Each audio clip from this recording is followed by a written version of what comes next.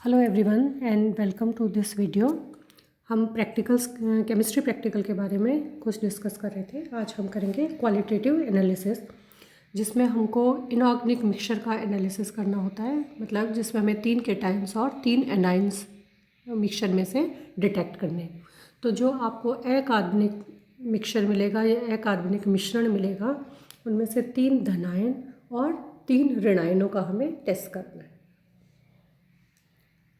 Qualitative analysis is a process used to determine and identify the chemical properties of an unknown substance. कोई भी जो अज्ञात पदार्थ है उसकी प्रकृति के बारे में हम पता करते हैं। हमारे सिलेबस में केटाइंस और एनाइन का डिटेक्शन है, परीक्षण है, तो हम उसके बारे में अभी डिस्कस करते हैं। अब सबसे पहले तो हमें ये पता होना चाहिए कि केटाइंस और एनाइंस वास्तव में होते क्या है। A cation is a positively charged ion. धनायन का मतलब है जिस पर धन आवेश लगा हुआ हो। For example sodium ion and ammonium ion are cations. इनमें पॉजिटिव चार्ज लगा हुआ है, इसलिए ये क्या कहलाएंगे, केटाइंस या फिर धनायन। इसी तरीके से ऋणायन या एनाइंस कौन से होते हैं। An anion is a negatively charge ion. ऋणायन का मतलब क्या है, जिस पर ऋणात्मक आवेश लगा हुआ हो, जैसे कि क्लोराइड आयन है, इस पर माइनस साइन लगा हुआ है। नाइट्रेट आयन है, इस पर भी माइनस साइन लगा है। तो ये सारे क्या है, एनाइंस या फिर ऋण आयन। Salts are ionic compounds. अब जितने भी हमारे पास लवण होते हैं वो सब के सब क्या होते हैं, आयनिक पदार्थ होते हैं। All salts are ionic compounds, they contain both cations and anions. अब उनमें कैटाइन और एनाइन दोनों होते हैं, जिससे कि उन पर टोटल आवेश कितना हो जाता है, 0 हो जाता है। For example sodium chloride is made up of sodium ion. तो सोडियम आयन के ऊपर चार्ज कैसा होता है, प्लस, तो वो क्या हो गया, कैटाइन। क्लोराइड आयन, उसके ऊपर चार्ज कैसा होता है, निगेटिव, तो वो क्या हो गया, ऋण ion. We can identify the cations and anion in the salt by adding certain reagents or chemicals.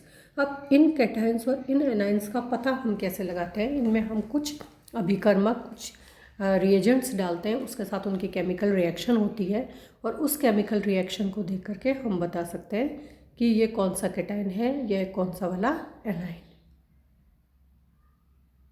अब हम सबसे पहले ऋण आयनों के टेस्ट के बारे में पढ़ते हैं, ऋण आयनों के परीक्षण के बारे में पढ़ते हैं। ऋण आयन मतलब एनाइंस। जैसे सबसे पहले अपन नाइट्रेट के बारे में पढ़ते हैं। अगर आपको मिश्रण में नाइट्रेट है तो आपको कैसे टेस्ट करना है। Add aqueous sodium hydroxide, then add aluminium foil and warm the mixture. आपको क्या करना है, सोडियम हाइड्रोक्साइड का विलयन डालना है, उसे में एल्यूमिनियम फॉयल डालनी है और उसको गर्म करना है।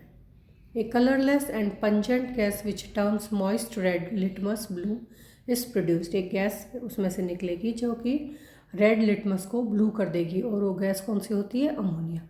अगर ये हमारा टेस्ट आता है तो इसका मतलब जो ऋणायन प्रेजेंट है वो है नाइट्रेट। फिर है कार्बोनेट के लिए परीक्षण। कार्बोनेट के परीक्षण में है ऐड एनी डाइल्यूट एसिड। हम इस मिश्रण में कोई भी डाइल्यूट एसिड या कोई भी तनु अम्ल डाल देते हैं। Effervescence is observe, the gas given off forms white precipitate with lime water. और जो गैस निकल रही है उसको जब हम लाइम वाटर या चूने के पानी में से प्रवाहित करते हैं तो वो सफ़ेद अवशेप देता है। इसका मतलब वो गैस कार्बन डाइऑक्साइड है, और जो ऋणायन वहाँ पर प्रेजेंट है वो कौन सा है, कार्बोनेट।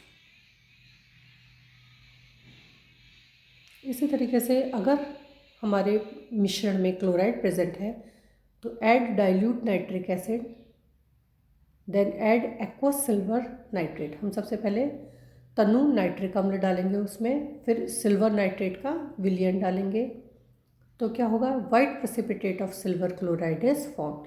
तो AgCl का सफ़ेद अवशेप हमको प्राप्त होगा। अगर आयोडाइड प्रेजेंट है तो हम add dilute nitric acid and then add aqueous lead nitrate.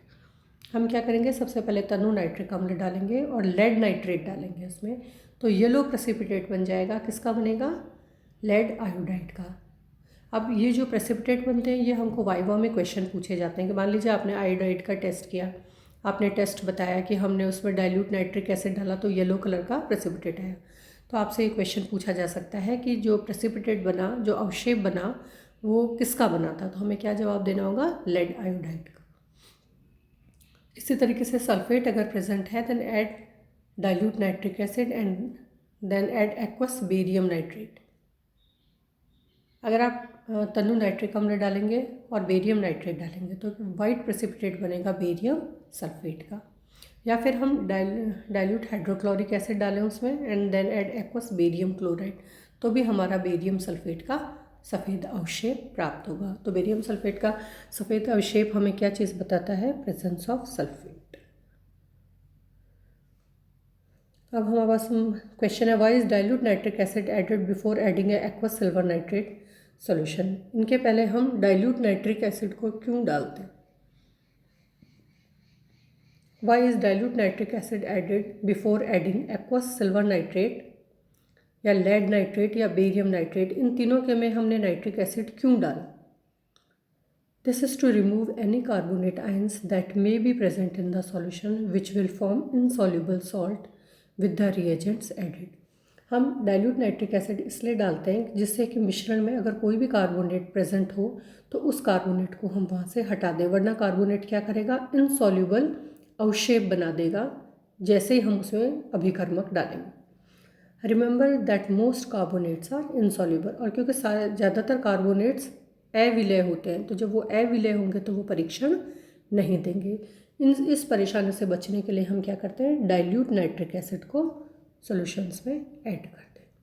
अब नेक्स्ट वीडियो में हम पढ़ेंगे कैटाइंस के टेस्ट के बारे में। Thank you.